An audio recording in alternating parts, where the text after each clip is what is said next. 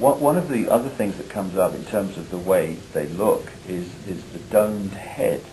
Now, I was in Egypt recently and saw depictions of Nefertiti and the Akhenaten family, and they had big domed heads. Is this a connection? Yes. Yes, sir. You see, we human beings tend to imitate those creatures that we call gods.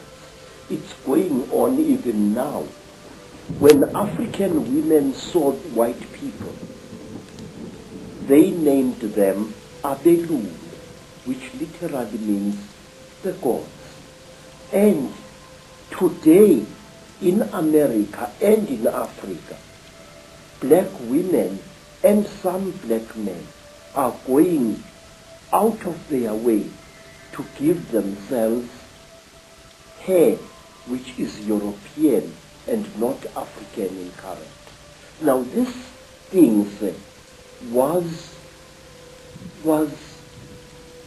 it dates back thousands of years. First of all, the one race of the Chitauri, the ones that are called Nomo or Nomo by the Dogoni people, are depicted as having beard-like growths of the same type that look like the beards of Egyptian pharaohs. They are shown having, it is said that when a Chitauri gets very old, after tens of thousands of years, he or she develops a bone-like growth under the chin, which twists around like the horn of that kind of fish-like creature I saw in Europe in a picture called a narwhal. And this thing curls up this way. Now, Egyptian pharaohs used to wear beards like that. And some African kings wore beards like that, real beards or even false beards made out of ivory or out of the tusk of a warthog. And there was a time definitely in history when African kings as well as Egyptian pharaohs went out of their way to imitate the appearance of the Chitauri. Queens like Nefertiti had their faces misrepresented by the court painters. They looked exactly like the Chitauri as near as possible. The high cheekbones, the drooping chin, the unusually large head. African sangomas, African inyangas, ancient Egyptian pharaohs, all of them used to wear headdresses that made their heads look much larger than they actually were.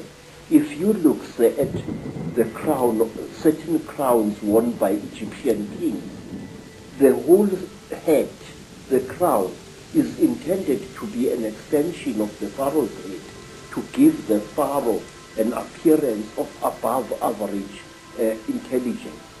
In Africa, we had kings who favored headdresses made out of the scrotums of elephants or rhinoceroses or even buffaloes. A scrotum which was dried and made bulbous and worn on the head by the king to make his head look larger than it was. And lastly, in ancient Greece, at the time when Greece reached the great heights in its culture and civilization, the great ruler Pericles used to wear a special soldier's helmet with a bulbous skull. a helmet which made his head look much bigger than it really was. Do they still do that today? Are there still African traditions that do that Yes, today? yes, sir. Yes, very much so. And in America, some Native American shamans used to wear a special hat made out of the head and the horns of a buffalo, which also made the man's head look bigger than it is. Say, the Pope in Rome wears a hat which is intended to show him as having a brain bigger than average. That crown which has got three crowns, one on top of the other one. And now, bishops, especially in the Greek Orthodox Church, they wear crowns like that. And the Tsar of Russia, one of the Tsars, wore a bulbous crown which was in two sections, which made his head bigger than it really was. And in Persia, in Iran, some ayatollahs wear a turban whose effect is to make the man's head look bigger than it is. So does a Sikh. And so, for that matter, to the ancient priests of Israel, they also wore an iron-shaped headdress, whose impression was to give him an above-sized head. There are also traditions in which they manipulate children's heads as they're growing so that they become more stone-like. Yeah. During my travels in Africa, sir, I came across an amazing people whom you must visit. They are called the Mangbetu people, and they live near Lake Rudolph in Central Africa. They are a beautiful, aristocratic people. And what they don't know about the universe is just not worth knowing. The Mangbetu people believe that an elongated skull with a flattened forehead pleases the gods.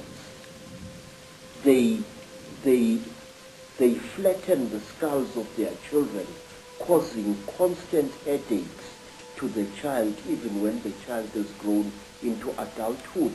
And I asked a beautiful Mangbetu woman, Madam, why do you torture your children this way? The woman, the wife of a senior chief, said to me, look, the gods want us to be like this. The story that you're telling, Prada, from the African perspective, is it in effect the same story as told in the tens of thousands of clay tablets found in what we now call Iraq, which become known as the Sumerian tablets, that talk about a race of gods called the Anunnaki, who came in and brought knowledge, ruled the people, and interbred with them? Yes. Do you say, therefore, that the Anunnaki in those stories that have increasingly, of course, been translated in a number of books, they were reptilian, you say? Sir, all I do know is this, that here in South Africa, amongst the Xhosa people, amongst the Zulu people, there